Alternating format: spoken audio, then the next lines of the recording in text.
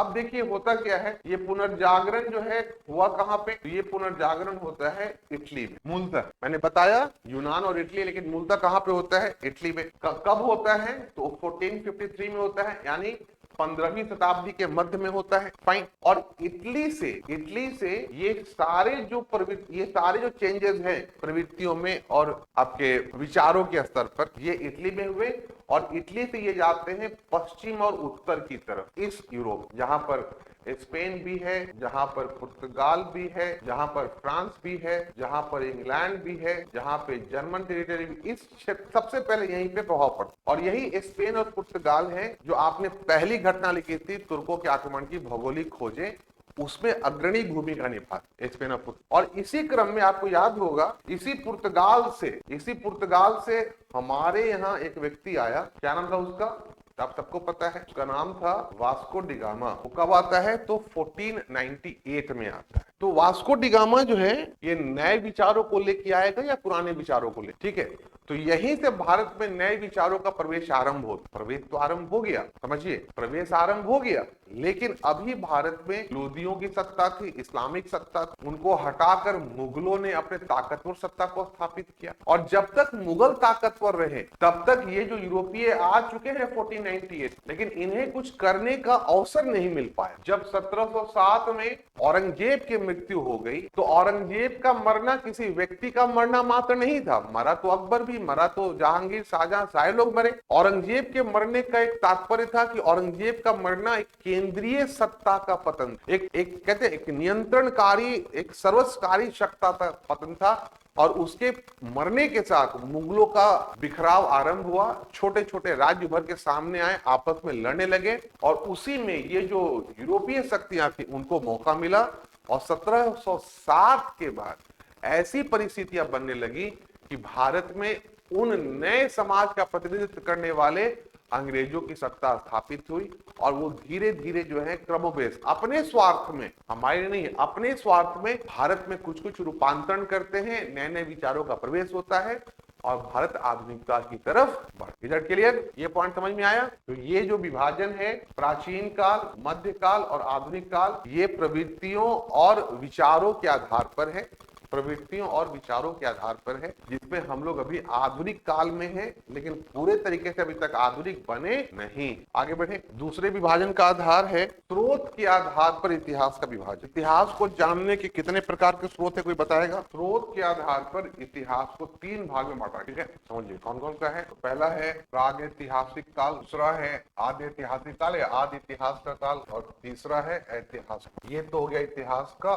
वर्गीकरण, कितने पार्ट में, 1, 2 और 3। लेकिन मैंने पूछा था स्रोत कितने प्रकार, तो बच्चों स्रोत हैं 3 प्रकार। कौन कौन से हैं समझिए। एक है पुरातात्विक स्रोत, आर्कियोलॉजिकल जो कहते हैं पुरातात्विक स्रोत। क्या क्या है पुरातात्विक स्रोत? कुछ भी जो खुदाई में निकला हो, या आपको ऐसे मिल गया हो, सर्वेक्षण में मिल गया हो, या तो आपने खुदाई किया हो, एक्सप्लोर किया हो, उसमें कब्र हैं, भवने हैं, आपको मृदभांड है, मुहरे हैं, कंकाल है, तमाम तरह की चीजें, ये है आपको क्या कहते हैं पुरातात्विक है। दूसरा है साहित्यिक स्रोत, किताबें, विवरण, चाहे देशी या देशी साहित्य लिखित विवरण, ठीक है। और तीसरा है डिजिटल मतलब ऑडियो। फाइन, ये भी स्रोत है, डिजिटल स्रोत है।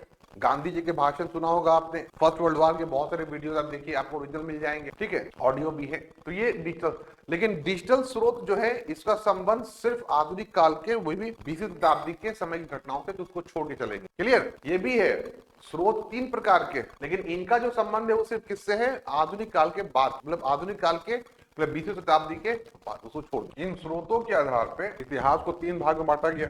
क्या मतलब है देखिए। पुरातात्विक स्रोत, पहला जो प्रागैतिहासिक काल है, यहाँ पे कोई साहित्य नहीं है। इस काल की जानकारी सिर्फ किससे मिलती है, पुरातात्विक साहित्य मिलती है। पाषाण के उपकरण हैं, तांबे के उपकरण हैं, कब्र हैं, चित्र हैं, ठीक है, तमाम गुड़े, बर्तन, मूर्तियां, ये सारी चीजें हैं। तो ये पुरातात्विक स्रोत। प्रागैतिहासिक काल में 2 कालखंड आते, कौन कौन से आते हैं इसमें? तो इसमें एक आता है पाषाण काल और दूसरा आता है ताम्रपाषाण। दोनों ही काल की जानकारी हमें सिर्फ और सिर्फ किससे होती है, तो पुरातात्विक स्रोत से होती है। इस काल का कोई भी साहित्यिक स्रोत हमारे पास उपलब्ध, क्लियर, आगे बढ़े। दूसरा जो काल है आदि इतिहास और ऐतिहासिक काल। तो यहाँ पर हमारे पास पुरातात्विक स्रोत भी है, साहित्यिक स्रोत, दोनों में फाइन, पुरातात्विक स्रोत भी है और साहित्यिक स्रोत भी है। सबसे इंपॉर्टेंट समझना है हमें इसको, आदि इतिहास का साहित्य। तो आदि ऐतिहासिक काल का जो साहित्य है इस पे थोड़ी समस्याएं। क्या समस्या है भाई? पहली तो ये समझिए कि जो आदि इतिहास है इसमें दो कालखंड आदि कौन कौन आता है भाई? तो एक आता है इसमें IVC, शॉर्ट फॉर्म में लिखते हैं IVC, समझते हैं, इंडस वैली सिविलाइजेशन, सिंधु घाटी की सब। और दूसरा है वैदिक काल। इस दोनों से पूछा जाए, इस दोनों से साहित्य मिला या नहीं मिला? मिला है, साहित्य मिला है दोनों से। लेकिन साहित्य में प्रॉब्लम, IVC में क्या प्रॉब्लम है? हड़प्पा की सभ्यता और वैदिक काल दोनों आदि इतिहास के अंग है। दोनों ही काल से हमें साहित्य की प्राप्ति हुई है, परंतु दोनों ही साहित्य में अपनी अपनी समस्याएं हैं। हड़प्पा सभ्यता के लोगों को लिपि की जानकारी थी, परंतु उस लिपि को आज तक पढ़ा नहीं जा सका, क्योंकि हड़प्पा सभ्यता से एक भी द्विभाषिक अभिलेख नहीं मिला है। साथ ही चित्रलिपि होने के कारण भी इस लिपि को समझने में अपनी समस्याएं हैं। अब ये द्विभाषिक लिपि क्या होता है, पहले इसको समझते हैं। द्विभाषिक देखिए होता है कि मान लीजिए कहीं पर कोई लेख मिला, I am going, फाइन, यहाँ पे मान ली एक बना हुआ है, फिर दूसरा है I am coming, यहाँ क्या बना है भाई? यहाँ बना है, फाइन। अब इसमें क्या प्रॉब्लम है